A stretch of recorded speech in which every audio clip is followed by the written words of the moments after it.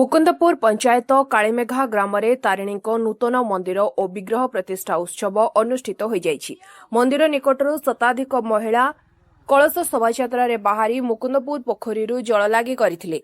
कर्ता भावे प्रशांत कुमार महांती और अनुपमा महांती, मुख्य पूजक प्रसन्न करଙ୍କ समेत सुशांत कर, क्षीर त्रिपाठी, विजय दास, संतोष पंडा, निरंजन कर, प्रशांत पंडा, संग्राम कर और विश्वजित त्रिपाठी पूजा कार्य निर्वाह करुछंती।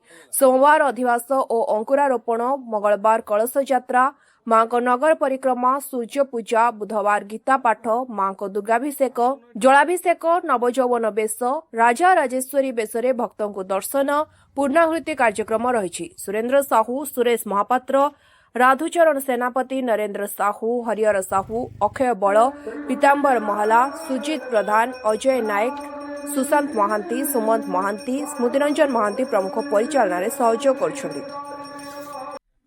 वर्तमान सबुआड़े तो सब माने हमर जदि भगवान मूर्ति प्रतिष्ठा करिवार उद्देश्य होउची केवल हिंदू धर्म को रक्षा करिबा, सनातन धर्म को रक्षा करिबा।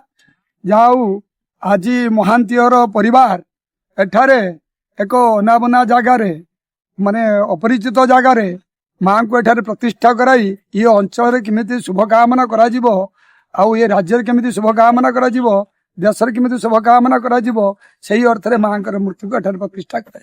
एठारे 10 जन पुरोहित सेवा कार्य लगी। प्रथम दिन आम अधिवास करूँ, द्वितीय दिन आम वरुण घट जल यात्रा करूँ एवं महास्नान मंदिर महास्नान करूँ। तृतीय दिन देवी प्राण प्रतिष्ठा आदि समस्त कार्य करी मंदिर उत्सर्ग करी मंदिर रे मां को स्थापन करूँ, अचल प्रतिष्ठा करूँ। आज तृतीय दिवस, आज मां राजराजेश्वरी राजराजेश्वरी बेश दर्शन करेंगे। संध्या 6टा समय गोधूली समय मां पूर्णाहुति हेब और सर्वदर्शन करें।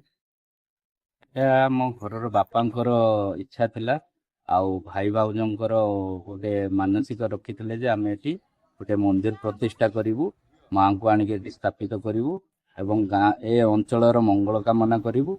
एक परित्यक्त अवस्था रे हमर ए जगाटी थिला, आमे ताकू मंदिर प्रतिष्ठा करिकि ए अंचल को प्रतिक्रिया करिकि समस्तंकर मंगल करिया पई ए जगाटा को मंदिर प्रतिष्ठा करिछु।